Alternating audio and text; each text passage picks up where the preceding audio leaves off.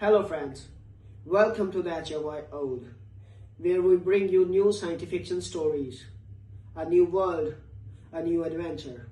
And yes, there is no robotic or AI voices here, only real human voices with real human touch. So let's start this journey, and please subscribe my channel if you like the stories and press the bell icon for the latest updates. Let's have a story. Okay. Let me tell you something I've never told anyone outside my own people. Not because it's a secret, because nobody believes me when I do. They laugh. They say, Vel, you've told that story 100 times and it gets bigger every time. And maybe it does. Maybe my mouth runs ahead of the truth a little when the drinks come out, but the bones of it are real. I was there. I saw her eyes. I'm getting old now. My shell plates have gone soft at the edges, my eye stalks don't track as fast as they used to, and the younger ones treat me like furniture in the corner of the depot lounge. That's fine. Old furniture has seen things, and I saw this. So sit, don't interrupt. Let me tell it the way it happened. I worked customs. Not the glamorous part of the fleet. Not the part they put in the recruitment broadcasts with the shining cruisers and the heroic music. I worked the threshold. That's what we called the orbital transit ring above the colony world of Senari Minor, back when the Coalition still ran clean traffic lanes through that sector. The threshold was a big ugly donut of metal and light, 12 kilometers across, where every ship coming into our space had to dock, declare cargo, run their crews through biological screening, and answer for themselves. I was a screener, grade 3, which means I stood at a gate all day and watched bodies move through it. You'd be surprised how much you learn about a species by watching them queue. The Threka shove. The Alan apologize for breathing. The Senari themselves, my own people, we cluster, we gossip, we move sideways like the tide. Every species has a rhythm. After 30 cycles on the gates, you stop seeing faces and start seeing rhythms. You can tell who's nervous, who's smuggling, who's lying just by the way they shift their weight while they wait. And then there were the humans. You have to understand, when I started this job, humans were a rumor. A young species, barely off their own rock. Somebody's third cousin had heard that the Coalition had opened a cautious channel with them after the border incident at Vale Drift, you know the one, where a human freighter took on 3 pirate raiders and somehow came out the other side with the raiders' cargo and a polite note left on each wreck. Nobody believed that story either at the time. We figured it was exaggeration. Humans were small, soft. They had no armor, no claws worth the name, no venom, no second heart. They breathed a poison gas they called oxygen, and it slowly rusted them from the inside until they died, usually before their 100th year. A short-lived, fragile, squishy little species from a world the survey teams had flagged as a Class 12. You don't know what a Class 12 is. Most people don't anymore. Let me explain, because this is the whole thing. This is the whole reason I'm telling you. The Coalition Survey Corps grades every inhabited world by how hard it is to stay alive there. Class 1 is paradise, warm seas, gentle gravity, predators you can outrun, whether you can sleep through. Most civilized species come from a Class 3 or 4. My own homeworld is a Class 5. Decent. Honest. A world that asks something of you but doesn't try to murder you in your sleep. The scale goes up to 12. A Class 12 is a world the Survey Corps recommends you do not land on, ever. Not with armor, not with a strike team, not with orbital support. A Class 12 is a world where the gravity alone will eventually crush an off-worlder's organs, where the native life evolved in a constant, screaming arms race, where every plant has a defense and every animal is either prey learning to be deadlier or a predator already there, where the weather kills, where the bacteria kill, where the plants kill. Earth. Earth is a Class 12. When that came back through the survey channels, half the Corps thought it was a clerical error. A 12 with a spacefaring intelligent species on it. Impossible. Class 12s don't produce civilizations. They produce extinction. Things die on a Class 12 faster than they can learn to talk. But the survey team didn't make a mistake. They came back pale. Well, the ones with a face that could go pale, and they said, the species that came off that world walked out of the worst meat grinder evolution ever built, and they walked out laughing. I didn't believe it, not really, not until her. So the day. It was a slow shift. Third quarter of the cycle, the dead hours, when the cargo haulers had cleared out and the next passenger wave wasn't due for 2 more rotations. I was on gate 7 with my partner, an old Alan named Briss who'd been screening longer than I'd been alive. Briss talked too much and worked too little, but he was kind, and on the dead hours kind was worth more than competent. The transit hall was nearly empty. You could hear the hum of the air scrubbers, that low organ note that gets into your bones after enough cycles. The big departure board hung over everything, scrolling arrivals in 9 scripts, the light of it washing the floor in slow blue. A maintenance drone bumped along a far wall, lost, the way they got sometimes. A school group was coming through. That was the thing, see. It was an ordinary day, that's what makes it stay with me. There was no warning, no siren, no threat assessment. Just a school transport from one of the human education exchanges. They'd started doing those by then, sending their young out to tour coalition worlds. Cultural familiarization, the diplomats called it. Show the galaxy that humans were friendly, soft, safe. A teacher came through first. A human female, middle-aged by their reckoning, with gray threaded through dark hair and the tired, patient face of someone who has counted the same children too many times in one day. Behind her, the children. Maybe 20 of them. Young humans, the small kind, what they call adolescents, old enough to be embarrassed by everything, young enough to still be loud about it. They came through the scanner arch in a clump, jostling, laughing, holding up their little devices to record everything. One of them shrieked at the sight of Briss because Alan looked, to a human child, like a walking houseplant with too many eyes, and the others laughed, and the teacher said something sharp, and the shriek turned into giggling. Ordinary, you understand. The most ordinary thing in the galaxy, a field trip. And then there was her. I noticed her because she wasn't doing what the others did. The others swarmed. She walked. The others looked at everything at once, eyes everywhere, the way the young always do. She looked at one thing at a time, and she finished looking before she moved on, the way a much older person does. She was small even for a human adolescent, thin wrists, a worn satchel over one shoulder decorated with little enameled pins. I learned later those were patches she'd earned for things, climbing things, swimming things, surviving things, though I didn't know it then. Hair pulled back tight. A plain uniform, gray and green, exactly like the others. Nothing about her stood out. Except she'd already mapped the room. I watched her do it. I'd seen it 1,000 times in soldiers, in old smugglers, in the few real hunters who came through the gates. The little flick of attention to every exit, to the position of every guard, to the security drones in the rafters, the weapons on our belts, the line of sight from the upper gantry. She did it in maybe 2 seconds, walking the whole time, her face soft and bored and unremarkable, and then she stopped scanning because she was done. She knew where everything was now. She knew how she'd leave the room if she had to. I told Briss, watch the little one. He flicked an eye stalk at me, lazy. Which little one? They're all little. The quiet one, third from the back. He looked, he shrugged with his whole upper body the Alan way. She's a child, Vel, you see ghosts. You've worked too many dead shifts. Maybe I had. But I kept watching her. The line moved. Standard procedure, every passenger steps into the bioscreen arch, holds still while it reads them, declares anything flagged. Children usually find it hilarious. They jump up and down inside the arch to make the readout glitch. They make faces. They dare each other to set off the proximity alarm. This girl stepped into the arch and went perfectly, completely still. I'd never seen a human child be still like that.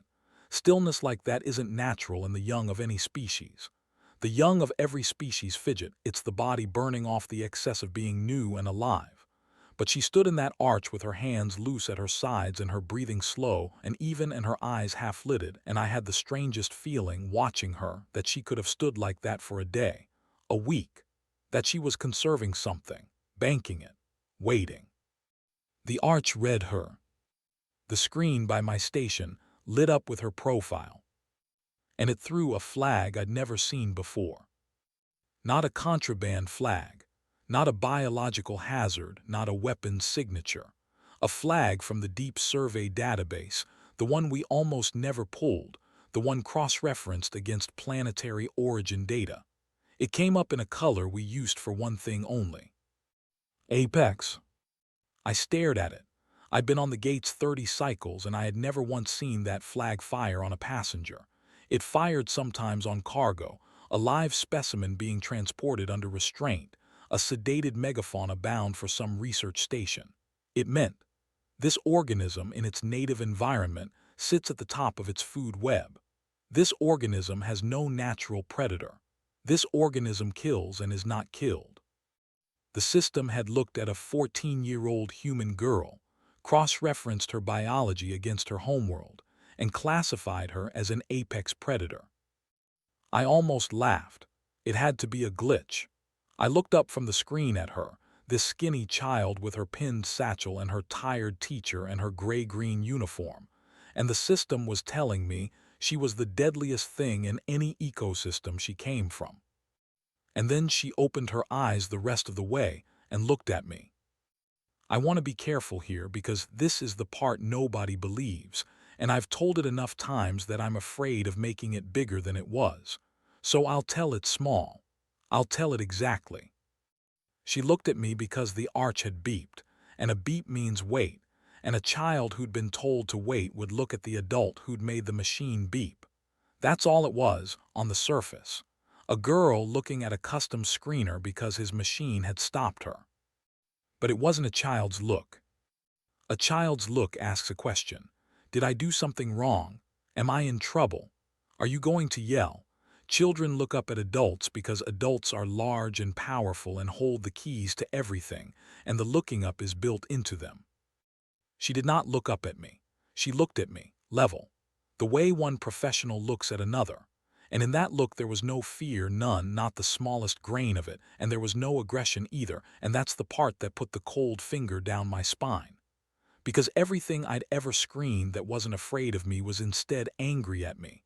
The smugglers, the wanted, the dangerous ones, they all radiated that hot resentment, that get out of my way. She radiated nothing.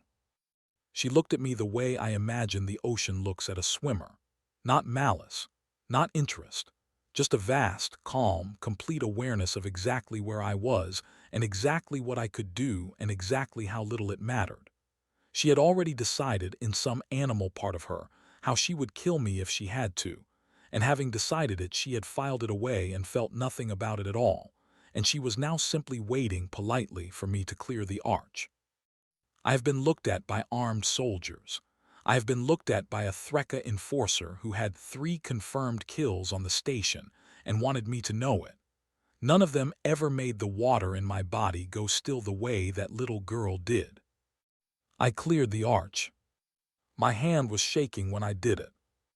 She stepped out, picked up her satchel where it had slid off her shoulder, said thank you in passable coalition trade speak with a small, polite human smile, and went to stand with her group. And the smile, the smile was the worst part, because it was genuine. It was a real, warm, slightly shy smile from a kid who'd been raised to thank the grown-ups. The predator and the polite child were the same person, and there was no seam between them. The thing that had measured me for a coffin and the thing that thanked me for clearing the gate were one creature, and she carried both without the slightest strain, the way you'd carry your own 2 hands. Briss leaned over, see, just a child. I didn't answer him. I was watching her drink from a water flask, and she turned, just slightly, so that her back was to a wall and her face was to the room. Even drinking, even relaxing, she didn't put her back to open space. Nobody teaches a child that. You don't learn that in a school. You learn that on a world that eats the ones who forget. Now I have to tell you about the man. there's always a man. In every story like this, there's the fool who doesn't see what's standing in front of him, and on that day the fool's name was Davrak Hull.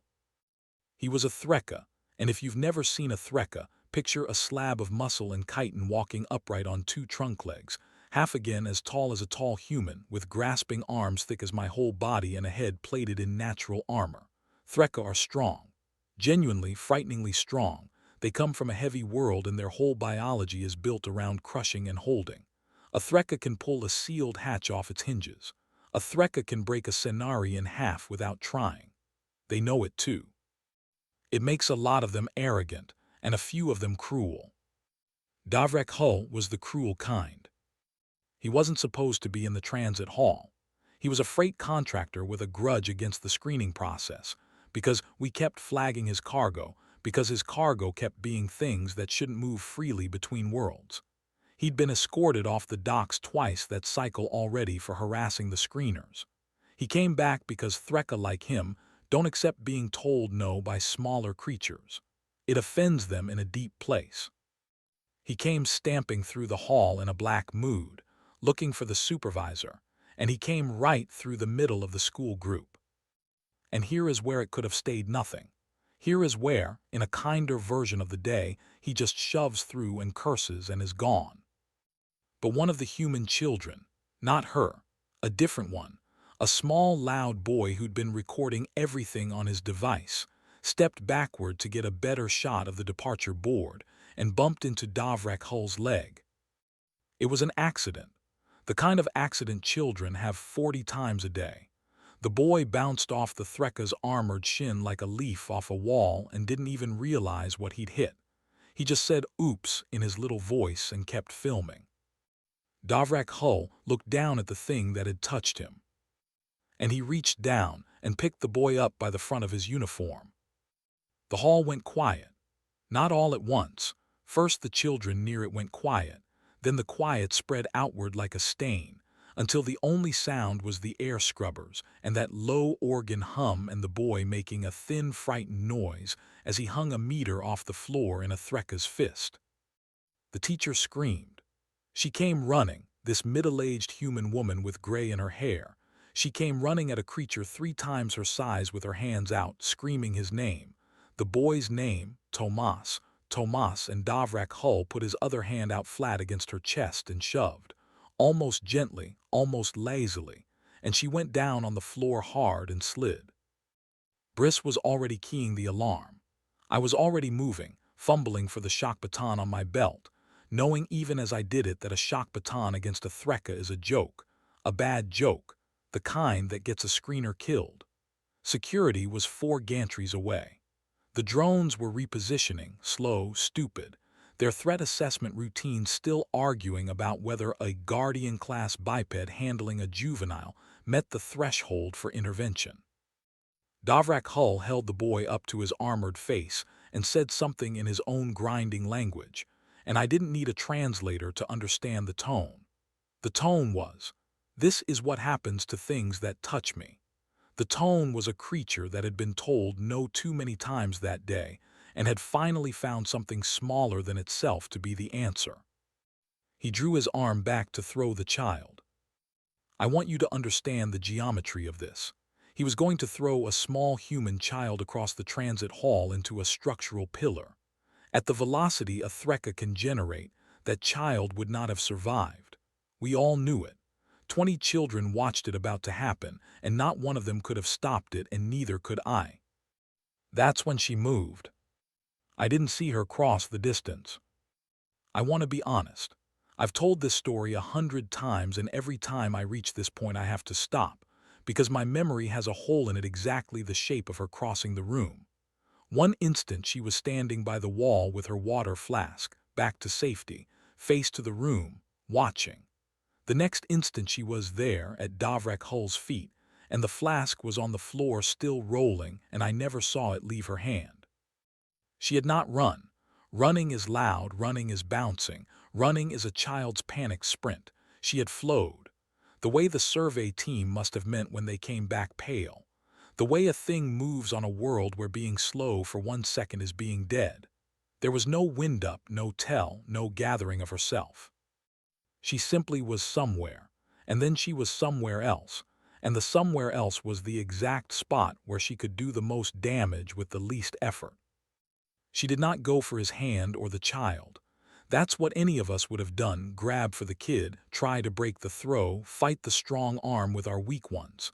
She did not do that. She went low. She drove the heel of her small hand up into the back of the Threkka's knee joint, the one place on a Threkka where the natural armor leaves a seam because the joint has to bend. I didn't know Threkka had a seam there. I'd worked beside them for 30 cycles. She knew. She'd looked at him for 1 second, when he first came stamping through the hall, and in that 1 second she had read his entire body the way she'd read the room, found the one weak place in a creature built entirely of strong places, and remembered it. The knee buckled. A Threkka's whole architecture depends on those trunk legs locking straight to bear that massive weight. When the knee went, the weight had nowhere to go but down, and down is exactly where she wanted him. He dropped. Not all the way, he caught himself, roaring now, the boy still in his fist. But he dropped enough. He dropped to where his armored head came into the arc she'd already started before he began to fall, because she hadn't struck the knee and then thought about what to do next. She'd struck the knee knowing he would drop, knowing exactly how far, having calculated the whole sequence the way you and I calculate stepping over a puddle. The second strike was the flat of her other hand into the soft tissue at the side of his head, the place where the eye membrane meets the plate. I heard it. Everyone in that hall heard it. A wet, hard, terrible sound. Davrek Hull let go of the boy. The girl caught the child before he'd fallen the length of her own arm. Caught him, turned with him, set him on his feet behind her, all in one motion, all without ever taking her eyes off the Threkka. And then she put herself between the child and the thing that had grabbed him, and she went still again. That stillness, that same banked, waiting, water-calm stillness. She'd hit a creature 3 times her size hard enough to make it scream, and her breathing hadn't changed. Davrek Hull came up off the floor in a fury that shook the deck plates. I thought she was dead. I want you to know that. In that moment, watching a wounded, enraged Threkka rise up over a 14-year-old human girl, I thought I was about to watch her die, and I thought it was the bravest, most pointless thing I had ever seen. She'd bought the boy his life with her own. That's what I thought. I was wrong. She wasn't done. She was just waiting for him to do exactly what he was doing. Because here is the thing about a creature that has never been hurt. Davrek Hull had spent his whole life being the strongest thing in every room. He had never in his life been struck by something that knew where to strike. His entire fighting instinct was grab, crush, throw, the strategy of a creature that wins by being bigger. He had no concept of an opponent who didn't try to match strength with strength. He came up swinging that enormous arm in a flat sweep that would have caved in a wall. She went under it, not back from it. Under it, inside the arc, into the space right against his body where all that reach and all that strength meant nothing, where being small was suddenly the only thing worth being. And from inside his guard, she did something I still don't fully understand.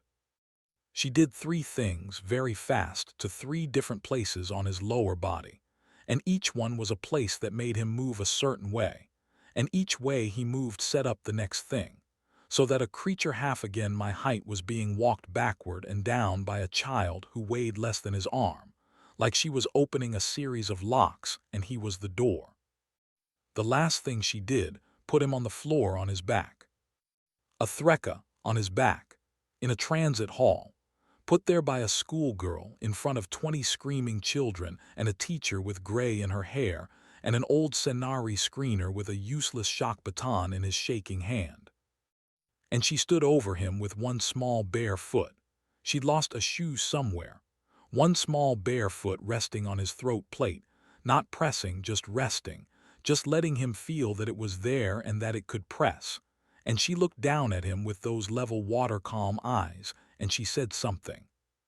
She said it quietly, in trade speak so he'd understand. I was close enough to hear. She said, I don't want to. That's all. I don't want to. 3 words. And the awful thing, the thing that stayed with me for the rest of my life, is that I understood instantly and completely what she meant, because I'd seen it in her eyes back at the arch. She wasn't threatening him. She was informing him. She was telling him, with the patience of a creature explaining something simple to something slow, that killing him was available to her, that it was right there, that it would cost her nothing and take no time, and that the only thing standing between him and the end of his life was that she had chosen, for now, in this moment, not to want it. She was giving him a gift he was too stupid to understand. She was giving him the choice she'd already taken away from him. And Davrak Hull, flat on his back with a child's bare foot on his throat, finally understood what the rest of us had understood from across the hall. He'd grabbed prey, and it turned out to be the other thing. I'll stop part 1 here because what came next, the security teams, the inquiry, the diplomat who arrived 2 rotations later, and what the girl said to me when the questioning was done, deserves its own telling, and my throat's gone dry. But before I stop, let me leave you with the thing I keep coming back to. The thing I think about on the long dead shifts even now, all these cycles later. It wasn't that she was strong. Plenty of things are strong. Davrak Hull was strong. It wasn't even that she was fast, though she was faster than anything I've ever seen wear a school uniform. It was that she didn't want to. That's the part the Survey Corps never put in the file, the part the word apex doesn't cover. On a Class 12 world where everything kills, her people climbed all the way to the top of the food chain, and then they kept climbing, past the killing, into the strange high country where a creature can hold another creature's life in its hands and choose to set it down. That's the thing that hid behind her eyes. Not a monster, not a weapon. A choice. And God's help us all, the day we make them stop wanting to choose mercy. Pour me a little more of that. There, my throat's not what it was. Where was I? The foot on the throat. I don't want to. All right, I'll tell you what happened after. She took her foot off him. That's the first thing I want you to hold on to because everything else comes out of it. She didn't press down. She didn't make him beg. She didn't do the thing every strong creature I've ever met does when it finally gets a hated enemy on the floor, which is to take a little time to enjoy it to make sure the lesson lands. She simply lifted her small bare foot off Davrak Hull's throat plate and stepped back, one clean step, and put her hands behind her. Behind her back, open, empty, the least threatening posture a body can hold. She'd hit a creature half again my height hard enough to put him on the deck, and the moment he stopped being a danger to the child, she made herself small again. She put the predator away. I watched her do it. I watched the water go calm and then go further than calm, go soft, until the thing standing in front of Davrak Hull was just a tired schoolgirl with one shoe missing and a graze on her knuckles, breathing a little quick now. Now, after, when it didn't matter, the way the young do when the fright finally catches up to the body. Davrak Hull did not get up right away. I think that's the part the Threka who heard about it later couldn't forgive. Not that he'd been beaten, that he stayed down, that a creature built around never yielding lay on the deck of a transit hall and did not surge back up to crush the thing that had shamed him. But you have to understand what he'd just learned. He'd learned it in his body, in the seam behind his knee and the membrane beside his eye, in the 3 quick certain things she'd done to walk him to the floor. He had learned, for the first time in his whole strong life, that he could die, that it was available, that the only reason he was still breathing was that a child had decided he should keep breathing, and that the decision could be revisited. A creature can come back from being beaten. Pride heals. But you don't come back, not all the way, from the moment you finally understand you were never as safe as you thought. He lay there and he looked up at her and something behind his armored face had gone out, some old certainty, and it never came back.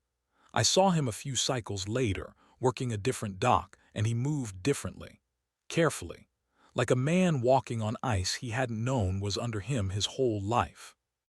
Then the hall caught up with itself. That's how it goes in a real emergency. It's not like the broadcasts.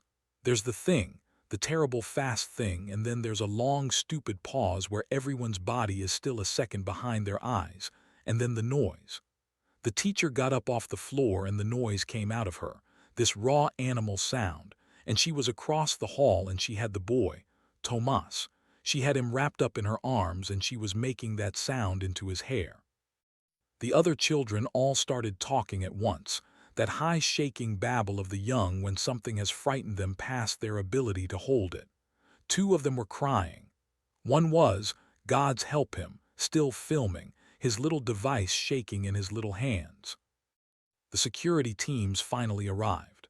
Four of them, pounding down the gantry stairs in full kit, weapons up, shouting the things they're trained to shout. Down, down, hands where I can see them, nobody move. And of course they didn't know which way to point the weapons, because what they'd been called to was a guardian-class biped handling a juvenile. And what they found was a Threkka on his back and a schoolgirl standing over him with her hands behind her, and the math didn't work. Their threat assessment training had no shape for it. I'll give the security lead this much, she was sharp. Alan like Briss, but young and quick. She took in the scene, took in the screaming teacher and the crying children and the Threkka on the deck, and she did the smart thing, the thing that probably saved everyone a lot of grief. She lowered her weapon. She lowered it and she walked up to the girl slow, the way you'd walk up to any frightened young person, and she crouched down to put their eyes level, and she said gently, "Are you hurt?" And the girl, the apex predator, the thing the Survey Corps recommends you do not land on, the thing that had just dismantled a Threkka in under 4 seconds, the girl's face crumpled, just for a moment, just for one moment, and she said in a small voice, "Is Tomas okay? Is Tomas okay?" That broke me a little. I won't pretend it didn't.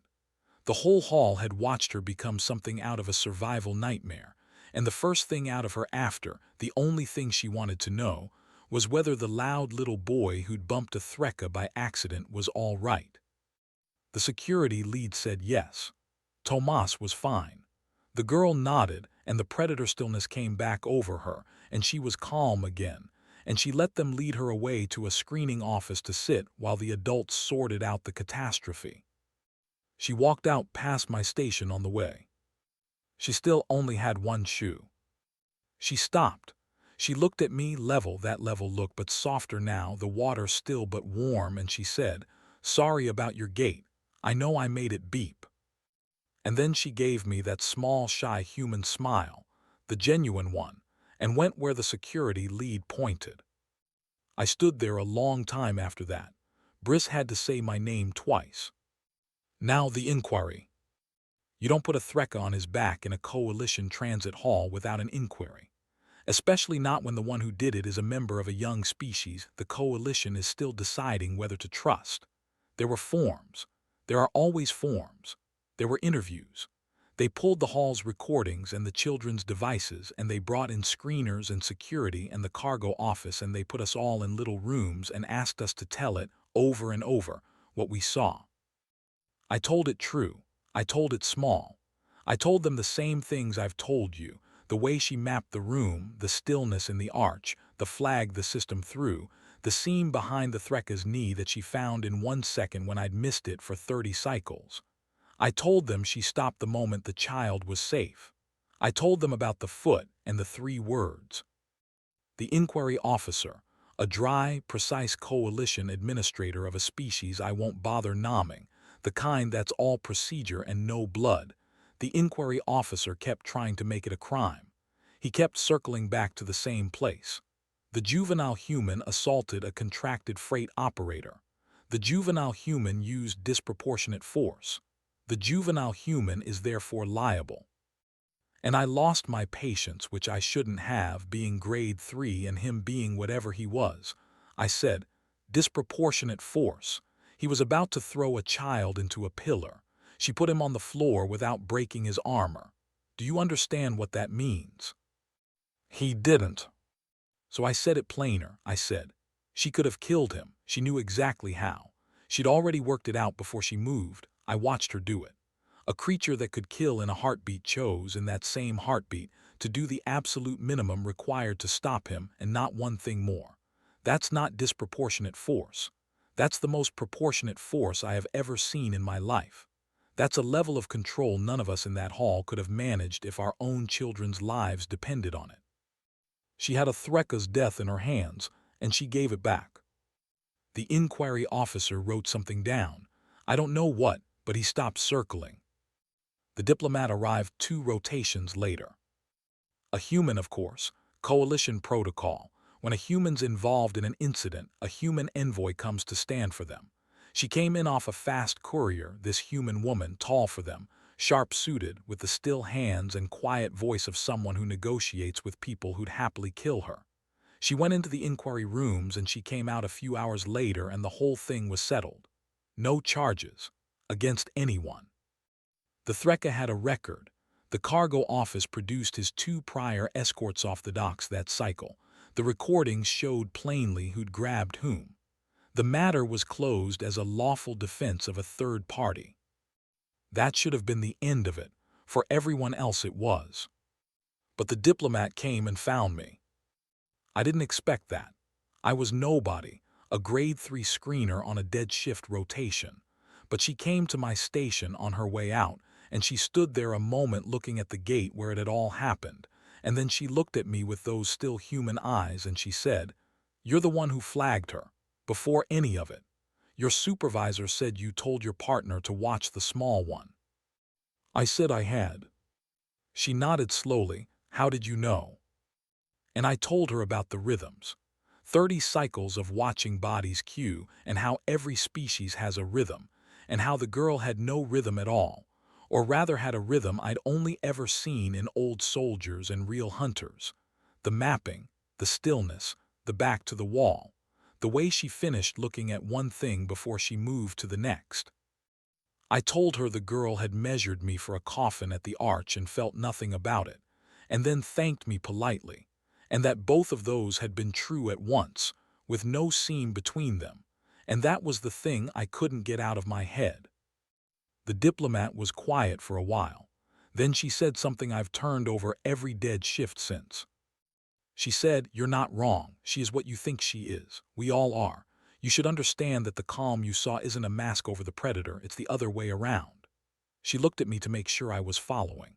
The predator is the old thing, the deep thing. It's underneath all of us, everyone, because of where we come from. The calm, the choosing, is the new thing. The thin layer on top. We built it ourselves over a very long time out of nothing on a world that gave us no reason to. And it's the only part that matters, she paused. It's also the part that's easiest to lose, so we teach it early. We teach it hardest to the ones who are best at the killing. The better the predator, the more we drill the mercy. That girl is very, very good at the killing. A small, tired smile. Which is why she's also one of the gentlest children in her school. They go together. They have to. I asked her. I don't know where I found the nerve. I asked her if I could speak to the girl before they left. She looked at me a long moment. Then she said, "I'll ask her. It's her choice. Everything's her choice. That's rather the point." The girl came to my station before her transport left. She had both shoes now. Somebody had found the lost one or given her a new one. She had her pinned satchel and her tired teacher hovering a few steps back in that gray-green uniform, and she looked, again, completely and entirely like an ordinary schoolgirl. You could have put her in a crowd of 10,000 children and never found her. That was the thing. That's still the thing. The most dangerous creature I ever stood beside was unremarkable. She said, "The lady said you wanted to talk to me." I didn't know what I wanted to say. I'd had 2 rotations to think about it, and I had nothing ready. So I asked her the only honest question I had. I said, "When you were standing over him with your foot on his throat, you said you didn't want to. Was that true?" And she thought about it. She actually thought about it. She didn't just say the easy thing, the comforting thing. She stood there and turned it over with the seriousness of someone much older, and then she said, "Part of me wanted to, the old part. It's always there. When something hurts one of yours, the old part wakes up and it's very loud and it wants to make sure. She said make sure the way you'd say a thing you'd been taught the exact weight of. But that part doesn't get to drive. We don't let it. My grandmother says the old part is a strong animal that lives in your chest, and your whole life you're learning to be its rider, not its passenger. You feed it and you respect it and you let it run when you have to. She glanced just slightly toward the spot where the Threkka had fallen, but you hold the reins, always, even when it's screaming, especially when it's screaming. She looked back at me, level and calm and warm. I held the reins, so no, the part of me that gets to choose didn't want to, and that's the part that counts. I have thought about that, screener to whatever you are, every cycle of my life since. A strong animal that lives in your chest, and your whole life you're learning to be its rider. I think that might be the truest thing anyone has ever said to me, and a human child said it to me with one shoe newly found, on her way to catch a transport, like she was telling me what she'd had for her morning meal. I asked her one more thing. I asked her if it ever frightened her, being what she was, carrying the old strong animal around in her chest every day. She tilted her head.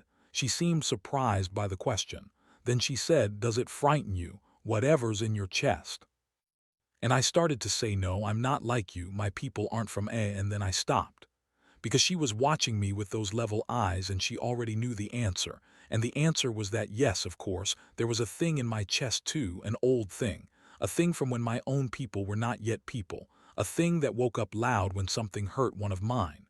Smaller than hers. Less practiced. But there. In every chest in that hall. In every chest in the whole galaxy.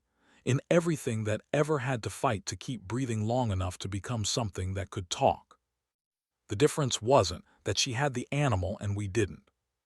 The difference was that her people had looked the animal full in the face, on the worst world the Survey Corps ever graded, and instead of pretending it wasn't there, the way the rest of us do, the way I'd done my whole life, they'd named it and saddled it and learned to ride. It does, I admitted, it frightens me. She nodded like I'd finally answered correctly. Then you already understand, she said. It's supposed to. That's how you know to hold the reins. And then her transport called the boarding and her teacher touched her shoulder and she said, "Thank you for watching out for us. Sorry again about your gait." That smile, the genuine one.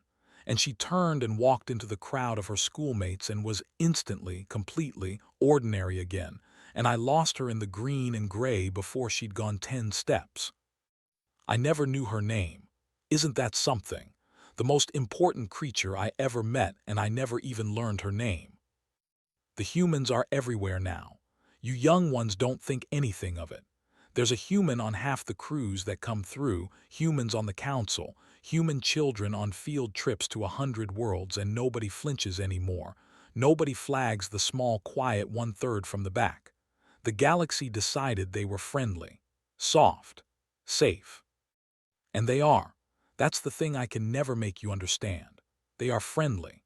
They're the kindest species I've ever screened, the most likely to help a stranger, the most likely to grieve for someone they've never met, the most likely to throw their whole soft, fragile bodies between a danger and a child who isn't even theirs.